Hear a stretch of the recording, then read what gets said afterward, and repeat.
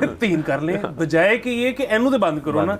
ये बंद करने वाला जो काम है ना, ये समझ से बाहर ये असल में जो है ना, बंद करने का बंदिश कल्चर जो है, ये एक अजीब सी चीज़ है। वो असल में उसकी मेरी थ्योरी मुख्तलिफ है उससे। वो ये है कि जिस चीज़ की समझ नहीं आ रही, जिस चीज़ के ऊपर, और दूसरी ज़्यादा ज़रूरी बात कि जिस चीज़ पे आपको इस कदर मेहनत करनी पड़ी है, उसको रेगुलेट करके एक पैरामीटर में डालने के लिए, ताकि वो चीज़ अच्छी चले और किसी को तकलीफ भी ना हो, उस काम ना करने के वो कहते हैं अरे काम करना बंद ही कर दियो।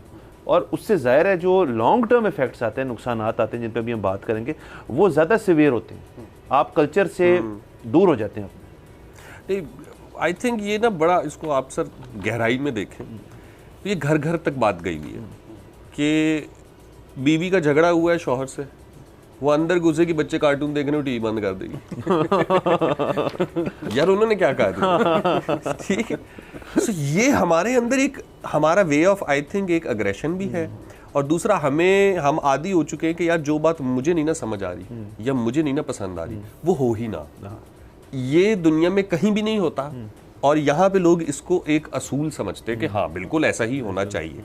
सो आई थिंक ये वही वाली बात है कि आप लिटरेरी फेस्टिवल कराएं या आप कोई भी और फेस्टिवल करवाएं इस तरीके का, उसमें लोग आएंगे, बात होगी, सवाल होगा, एतराज़ होगा, तनकीद होगी, कंट्रोवर्सी, यही होगा ना, यही होगा, बात निकलेगी और आगे बात निकलेगी, उसके ऊपर और बात होगी, अगले साल आप और फेस्टिवल करें। आपको उससे प्रॉब्लम हो रही है, आप उधर से जाके दूसरा करवा लें। मैं लास्ट ईयर गया कोयटा फेस्टिवल करने, तो अटेंड, आप भी जब साथ ही गए थे, तो वहाँ ना एक दोस्त ने मुझे ना एक व्हाट्सएप मैसेज भेजा जो पूरे कोयटा में फॉरवर्ड चल रहा था कि भाई हमें इस फेस्टिवल से ये मसला है कि ये शहर से इतना दूर एक यूनिवर्सिटी में क्यों कराया जा रहा है, जैसे यहाँ मेन माल रोड है तो माल रोड पे होना चाहिए, इसे बाहर क्यों है। तो मैंने फिर अपने एक सेशन में उनको कहा, मैंने कहा यार तुम लोगों ने हर जुम्मे के जुम्मे तरबूज लेते हो, 50 किलोमीटर दूर जाकर चश्मे में डाल के ठंडा करके खाते हो, ठीक है, वो तुम्हें दूर नहीं महसूस होता। ये एक अदबी सरगर्मी हो रही है, थोड़ी सी मतलब एक अच्छी सड़क है, उस पर 15 मिनट ड्राइव करके आ जाओ, क्या मसला है। और ये जो आपकी इलीट वाली बात है ना, मैं थोड़ा सा उससे एग्री करता हूँ, लेकिन बात ये है कि भाई आप जाए ना।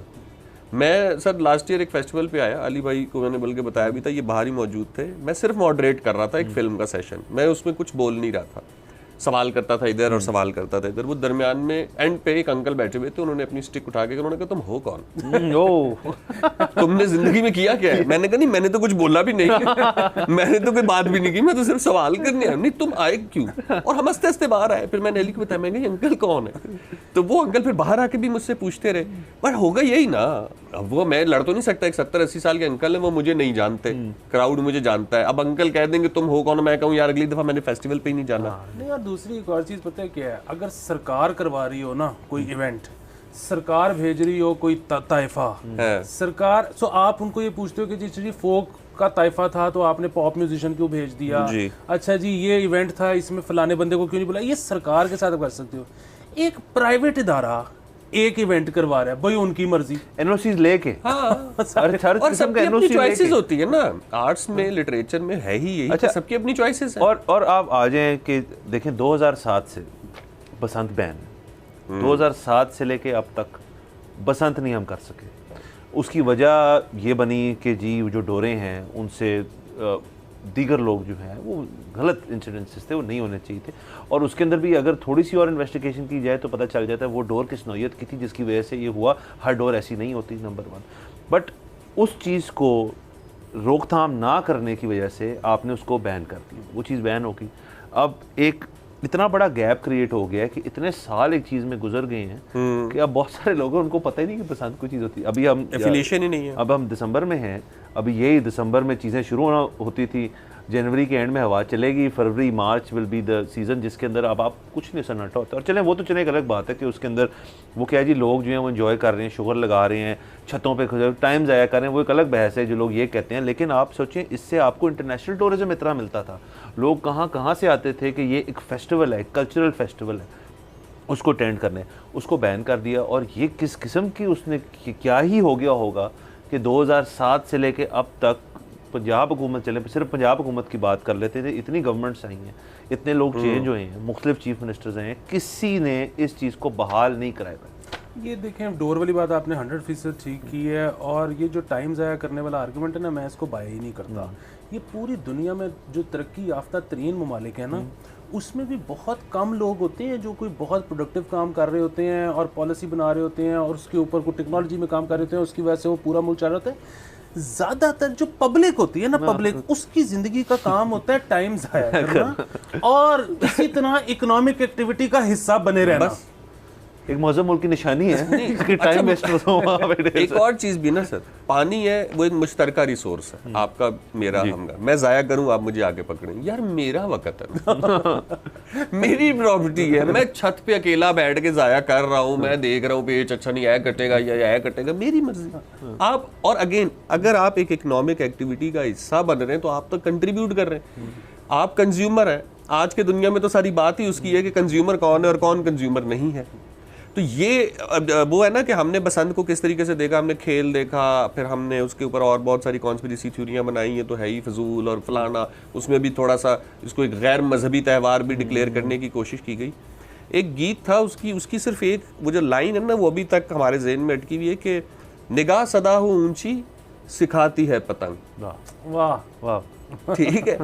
तो ये एक बात है कि जब एक शायर ने उसको देखा है ना तो वो आपको वो पूरा वो गीत ही पतंग पे लिखा हुआ है कि पतंग उड़ती है, आप निगाह ऊंची रखते हैं, पेच लगाना सीखते हैं, हारना सीखते हैं, जीतना सीखते हैं। इसी सॉरी आपकी बात काट रहा हूं, हमने जाना है ब्रेक पे, इसी बात से हम कंटिन्यू करेंगे राइट आफ्टर द ब्रेक।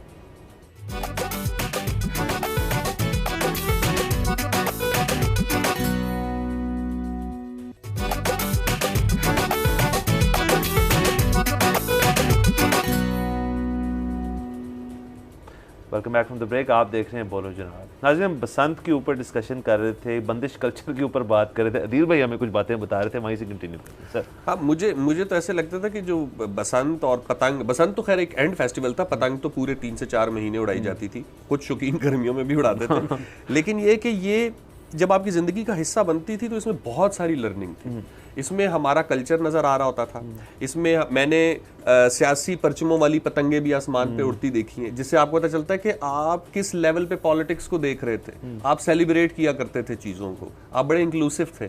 अच्छा, एक मेरी ज़िंदगी का एक ऐसा मोमेंट है रिगार्डिंग पतंगबाजी जो मुझे लगता है कि इस जनरेशन में शायद हम मिस करते हैं।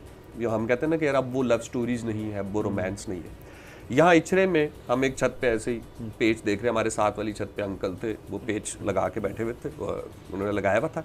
पीछे उनकी मिसेस जो है ना वो चारपाई पे ऐसे एक पैर में कद्दूकश फंसा के, तो एक हाथ से सब्जी और एक हाथ से उन्होंने ना पिन्ना पकड़ा हुआ। क्या बात है, ठीक है। उधर से अंकल का पेच लगा हुआ, हम पूरी तरह अंकल के पेच में मगन हुए हैं, और आंटी जो थी ना वो बड़ी टेक्निक से पीढ़ियां बदल रही थी। इतने में पीढ़ी उछली, डोर गुंजल हुई, अंकल की उधर जान पे बन गई कि बस हमें लगा अब तो हो गई ना। मैं कहता हूं आंटी ने ये हाथ नहीं छोड़ा, ये यहां से सब्जी रही, ये हाथ ऐसे करके आया और कुछ ऐसे करके उन्होंने छोड़ दिया, और मैं देख रहा, मैंने कहा क्या परफेक्ट कंपेनियनशिप है ना कि आपके शौक में आपका पार्टनर आपके साथ शामिल है। ये चीजें नहीं अब देखने को मिलती क्योंकि आपके पास कोई एक ऐसा प्लेटफॉर्म नहीं है जिसमें आप एज अ फैमिली कोई एक्टिविटी करते हो। और देखें, बसंत का भी लोग ऐसे नहीं सोचते कि ये एक मतलब सिंगुलर एक्टिविटी नहीं है, एक तो उड़ाने वाला है, दूसरा चरखी वाला, पिनने वाला है, जो वो उसका उतना लगाने वाला एक ऐसी चीज जो है। देखें, हम बात करते क्योंकि हम तीनों उस जनरेशन के हैं जिसमें हमने ये चीज तो मिस करते हैं हम भी, और अब एक जो अगली जनरेशन है आप सोचें वो इससे बिल्कुल महरूम रहेगी, बिल्कुल महरूम रहेगी। और दूसरा ये है कि अब आप देखें कि नंबर पहुंचाने का कहीं पे तरीका, मतलब बजाय इसके कि आप कबूतर ट्रेन करते रहे 7 साल पतंग काट के पतंग आप उड़ाएं और उधर गिराएं। आप यानी कि ये इसमें एक्सपीरियंस नहीं, मैं सिर्फ ऑब्जर्व करता रहा। आप ऑब्जर्व करते हैं औरों को करते हुए। दूसरी चीज़ ये है कि इतनी बड़ी इंडस्ट्री थी और ये अभी भी है, और बड़ा एक अनफॉर्चुनेट मामला है। कनाडा में बहुत जो देसी हमारे भाई बहन हैं वो उड़ाते हैं पतंगें, और वो सारी पतंगें और डोरें बन के जाती हैं यहाँ से, कंटेनर्स जाती हैं। ये पाकिस्तान इससे ज़रे मुबादला कमा सकता नहीं है, कमा रहा है, लेकिन जो पतंगे बनाने वाले हैं वो बेचारे ये काम छुप के कर रहे हैं, क्योंकि जब उनको पुलिस पकड़ती है तो वो ये नहीं वो कहते हैं कि तुम तो इधर के लिए ही बना रहे हो। तो फैक्ट्री लगा के मुलाजिम वर्दी कार्ड लगाए और वो पतंग बनाए ना। अच्छा, वो जो आपने बात की थी पॉलिटिकल स्टेटमेंट वाली, मुझे याद है बड़ी अच्छी तरह जब बसंत हुआ करती और स्पॉन्सर्ड बसंत होती थी, गुलबर्ग डिफेंस वगैरह इलाकों में होती थी, लाहौर के अंदर हर जगह स्पॉन्सर्ड बसंत होती थी, तो उसके ऊपर एक एडवर्टाइजिंग अपॉर्चुनिटी कितनी अच्छी है। गुड्डी के ऊपर आप अपना जो भी बैनर है लोगो लगा दें और वो और उसका कॉन्सेप्ट कितना अच्छा है कि वो जाएगी, कटेगी, किसी के पास पहुंचेगी और वो कहीं भी जा सकती है। इससे बेहतर ऑर्गेनिक किस्म की एडवर्टाइजिंग क्या है? अब जाहिर है उसकी जो सेफ्टी मेजर्स हैं वो लिए जाएं उसको। अब लाहौर इतना फैल गया, इतनी जगह हैं जो बिल्कुल अब इस वक्त वीरान है, खुली खुली, वहां जाके कर लें। प्रॉब्लम कोई भी आता है तो आई थिंक वो इसीलिए आता है कि यार उसका कोई हल ढूंढना है और उसको वक्त के साथ अपडेट करना है। या आप ये कहेंगे कि अच्छा नहीं, फिर तो मेरे ख्याल से शाही किला भी बिल्कुल ही बेकार पड़ा है, इसको गिरा के कोई हाउसिंग सोसाइटी काट लेते हैं, वैल्यूएबल प्लेस है, ठीक है। और कैपिटल में इस्लामाबाद में अगर F9 पार्क में हो सकती है तो लाहौर में क्यों नहीं हो सकती? तो कोयटा में भी होती है, बाकी शहरों में हो रही है, जगहों पे तो यहाँ पे भी कुछ लोग छुप छुपाए करते हैं। वो आती है ना हर सीजन एक वीडियो आती है, वो सीढ़ी लंबी वाली सीढ़ी जो एक ही उनके पास है, वो घर पे डालते हैं, ऊपर पहुंचते हैं और बच्चों को बेचारों को अब तो ड्रोन से पकड़ने हैं। अच्छा, ड्रोन से पकड़े। वैसे आप सोचें कि अब बसंत छोटे छोटे मुजरिम भागते हुए जा रहे होते हैं। वैसे आप सोचें वीडियोग्राफी का आपकी कड़ी नजर है कि अब ड्रोन फुटेज हो एक पेचे की, वो कितनी कमाल चीज हो देखने को, कितना मजा है, अच्छी एडिट हुई हो। और वो दूसरा ये है कि मैं तो अगर पुलिस वाला हूँ ना, अब जाहिर है नौकर की तो नखरा की, अब अगर रियासत ने कहा है कि पकड़ो और मैं पहुंच